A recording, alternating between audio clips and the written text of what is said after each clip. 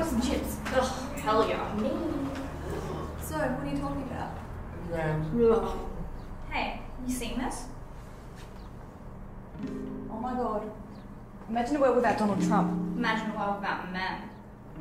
Nah, imagine if we were men. Yeah. No harassment for what we look like and what we wear. No getting paid 85 cents to the dollar. No violence towards women. No gender roles or expectations. I don't know. If I was a man, life would be pretty hard.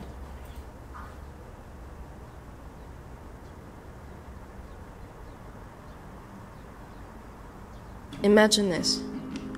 I'm your average Australian male. My name's Calvin Kavinsky.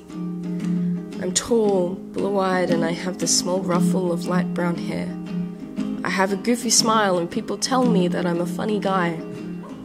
People also say that I'm privileged because I'm male. But what they tend to forget is that men face disadvantages too.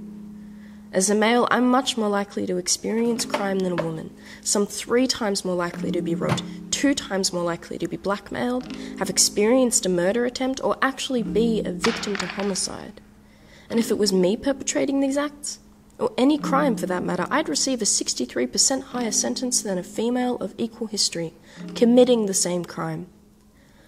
I'd also be twice as likely to face incarceration as consequence, but the disparities don't stop there. Despite as many as 1 in 3 victims of domestic violence being male, there's very few support services available to me when I'm facing abuse at home. There's nowhere for me to run to, no shelters or anything. Online, I'm also more likely to be victimized through harassment, and school isn't any better. My grades are slipping. I'm struggling to keep up just as men are in every single one of the 70 developed nations. As a result, I'm less likely to stay in high school or graduate year 12. There's significantly slimmer chances of me attending university, with women outnumbering men 3 to 2 on campuses, and despite this, there's no scholarships exclusive to men. So I don't go to university. But I do get a job, because the last thing I want to do is join the male-dominated, homeless population. And although I'm still slightly less likely to own my own home, I have a job and I can support myself. Of course, there is a 95% higher chance of being a victim to a workplace fatality, but that's expected because men are expendable. Even if my career doesn't affect my health, I can still expect to bear victim to other complications. Prostate cancer, for example, is diagnosed in 1 in 7 men. 80% of men over 70 have it. This makes it no surprise that men are 60% more likely to die from cancer.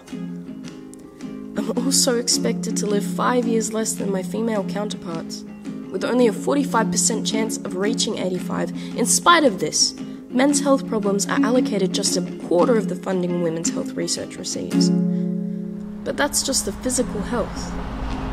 Just as 1 in 7 young men find each year, I'm also plagued by mental illness, such as depression or anxiety. I'm just not happy anymore. I'm always on edge, and no matter how fast or far I run, there's no shaking it. It's no wonder men are significantly more likely to engage in excessive drinking or substance abuse. It's no wonder suicide is the leading cause of death for men under 54, and that male suicide is almost double the national road toll. It's no wonder that as I stand atop this car park, there's only one thing I can think about.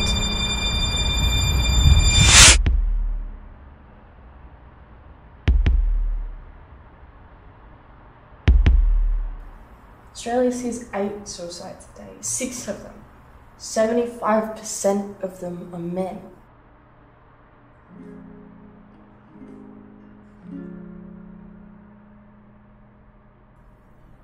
So exams. Yeah, how many do you have? Like 6. Oh my gosh, how are you going to cope? I'm not. I have 3, and that is enough. Ugh.